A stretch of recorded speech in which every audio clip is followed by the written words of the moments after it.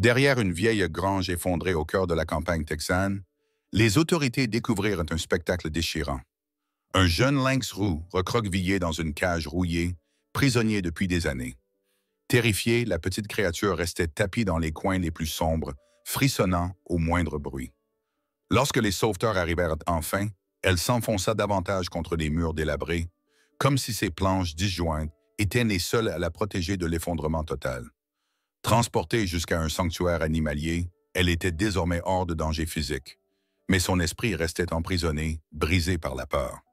Pendant plusieurs jours, elle resta immobile, dos tourné à l'enclos, refusant nourriture et eau, son petit corps vibrant d'une terreur si profonde qu'elle semblait prête à s'éteindre. Les soigneurs étaient désemparés. Ils avaient tout tenté, sans succès. Pourtant, un matin brûlant d'août, un visiteur inattendu arriva au sanctuaire Second Chance. Emma Parker, photographe animalière venue documenter la remise en liberté de faucons réhabilités, passa près de l'enclos 7 et s'arrêta net. À travers le grillage, elle aperçut le lynx, blotti dans un coin sombre, si immobile qu'il aurait pu passer pour un simple tas de fourrure si ce n'était pour la respiration rapide qui soulevait légèrement son flanc. « Quelle est son histoire ?» demanda Emma à Margaret, la directrice du centre. Margaret poussa un soupir avant de relater le passé tragique de la jeune femelle, désormais appelée Serafina. Capturée alors qu'elle n'était qu'un chaton par un braconnier rêvant de la vendre à un riche collectionneur, elle avait passé 2 ans dans une cage trop étroite, exposée à la négligence et à la terreur quotidienne. Les cicatrices sur ses pattes révélaient des tentatives d'évasion répétées et vaines. Son pelage, terne et irrégulier, témoignait d'un stress prolongé. Même après le sauvetage, elle n'avait pas touché la nourriture et se tenait obstinément face au mur, refusant tout contact. Nous avons essayé différents soignants, diverses méthodes. Rien ne marche. Cela fait 5 jours qu'elle est ici. Elle refuse toujours de s'alimenter, expliqua Margaret. Emma posa lentement son sac photo au sol.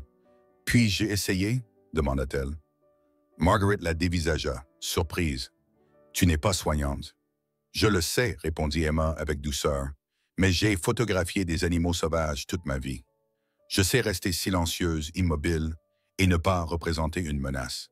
Peut-être que c'est ce dont elle a besoin. » Après quelques instants de réflexion et la signature d'une décharge, Margaret accepta qu'Emma tente sa chance, sous étroite surveillance. Emma ne chercha pas à attirer l'attention de Serafina, ni à l'appeler. Elle ne fit pas cliqueter les gamelles pour la stimuler. Elle s'assit simplement à la distance, à l'extérieur de l'enclos, un vieux roman dans les mains, et commença à lire en silence. Pendant 2 heures, elle resta ainsi, figée, se contentant de tourner les pages de temps en temps. Serafina, quant à elle, resta immobile, la tête plaquée contre le coin.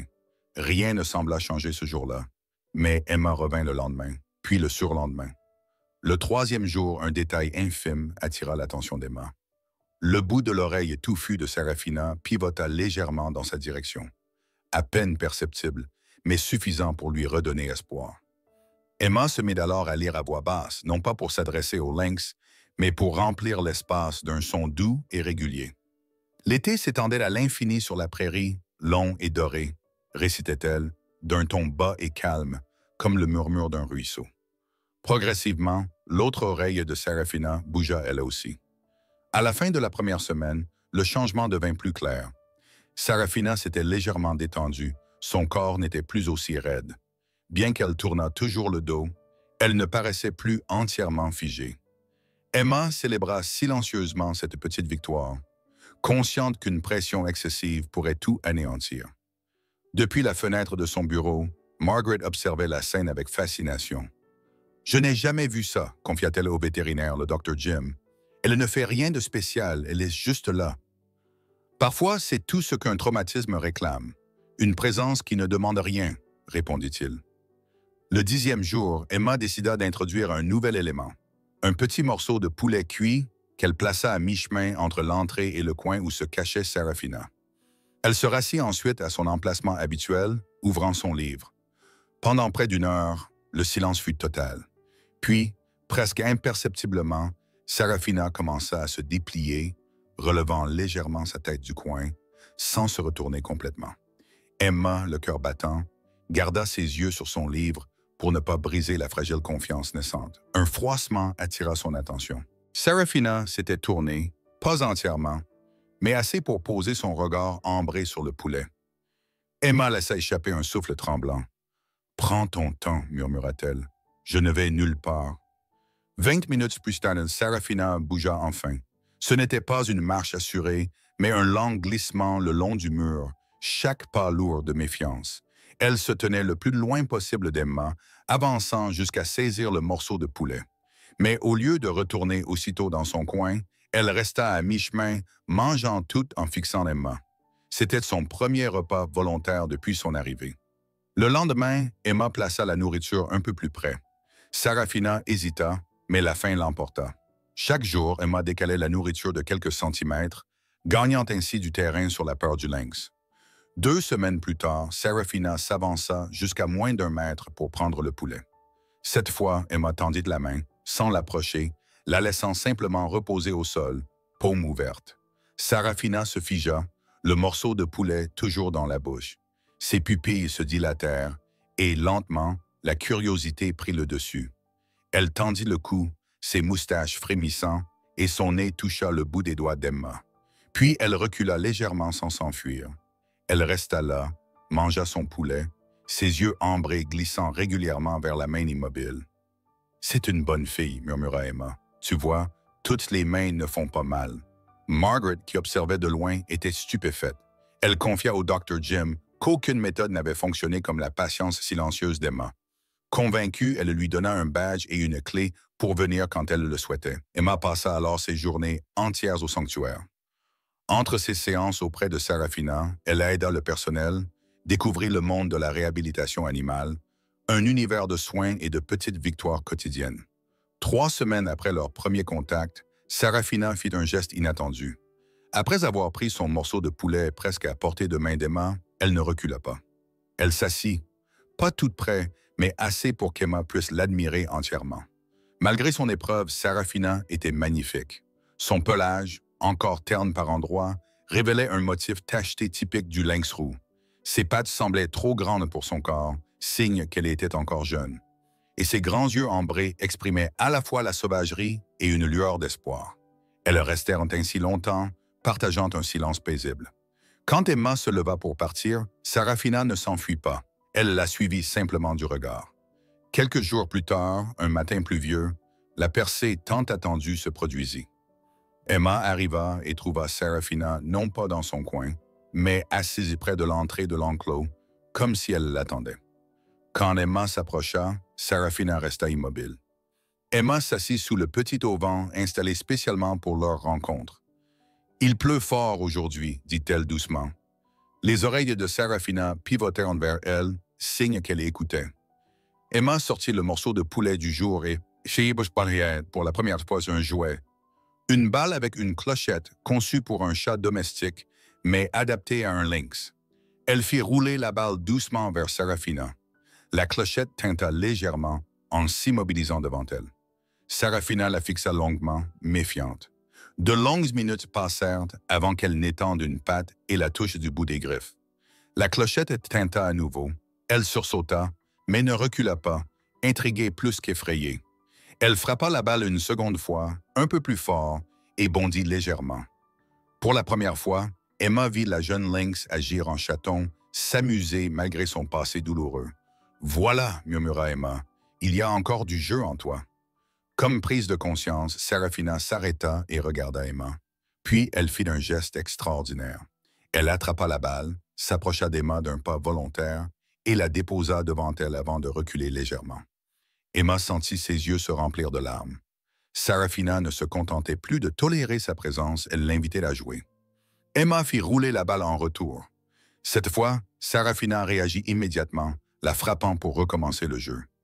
Elles continuèrent ainsi plusieurs minutes, un simple échange de balles qui voulait dire tellement plus que des mots. Quand la nourriture fut présentée, Serafina la prit directement de la main d'Emma. Sa langue râpeuse effleura la paume de la jeune femme, un contact bref mais puissant.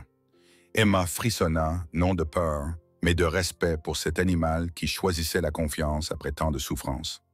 À partir de ce jour, Serafina attendait Emma chaque matin, bondissait sur les jouets qu'elle apportait, explorait son enclos avec une curiosité retrouvée. Ses mouvements gagnaient en fluidité et en assurance. Jour après jour, un lien unique, forgé de patience et de confiance, s'était créé entre elles. Au fil des semaines, le lien entre Emma et Sarafina s'approfondit. Chaque matin, la jeune lynx attendait Emma près de l'entrée de son enclos, ses oreilles touffues pivotant à son arrivée. Leur routine s'était établie. Emma lisait doucement, Sarafina jouait avec sa balle ou se reposait à quelques pas. Les mouvements de la lynx gagnaient en fluidité, révélant une souplesse de plus en plus affirmée. Pourtant, Emma savait que regagner la confiance d'un animal ne suffirait pas. Il faudrait que Sarafina retrouve aussi ses instincts de prédatrice. Margaret et le Dr. Jim partageaient son inquiétude. Après tant d'années de captivité, Sarafina n'avait jamais appris à chasser. Sans ce savoir, elle ne survivrait pas dans la nature. Avec leur accord, Emma commença un programme de rééducation. Elle transféra Sarafina dans une grande enceinte du sanctuaire, un vaste espace clos, parsemé de buissons et de troncs, simulant un environnement sauvage. Là, elle dissimula des morceaux de viande dans des recoins, obligeant Sarafina à utiliser son flair pour les trouver. Au début, la jeune lynx semblait perdue, cherchant Emma du regard comme pour réclamer la distribution habituelle. Mais Emma resta à distance, silencieuse, l'encourageant simplement par sa présence. Après quelques minutes, Sarafina baissa la tête, humant le sol et finit par découvrir un premier morceau. Un frisson sembla la parcourir, comme un souvenir ancien se réveillant. Jour après jour, Emma rendit les cachets les plus difficiles, cachant la nourriture dans des souches ou sous des feuilles. Sarafina devint plus habile, ses pas se firent feutrés, ses bonds plus précis. Son corps s'assouplissait, ses muscles reprenaient leur puissance naturelle. Emma, témoin de chaque progrès, oscillait entre joie et tristesse. Elle savait que ses réussites rapprochaient Sarafina de son départ. Au bout de 2 semaines, Emma introduisit de petites proies vivantes, d'abord des souris, puis des rats, toujours sous supervision pour garantir un apprentissage sans souffrance inutile. Les premiers essais furent hésitants. Sarafina bondissait trop tôt ou se figeait. Mais très vite, ses instincts reprirent le dessus. Elle apprit à ramper silencieusement, à bondir avec précision. Chaque prise réussie lui apportait confiance et fierté. Margaret et le Dr. Jim assistaient parfois aux séances, stupéfaits de la transformation. « Elle renaît », murmura un matin Margaret. « Tu as réveillé la chasseuse en elle. » En parallèle, Emma préparait la séparation. Elle réduisait les contacts directs, encourageant Sarafina à explorer seule plus longtemps. Elle la laissait parfois des heures sans venir, pour l'habituer à la solitude.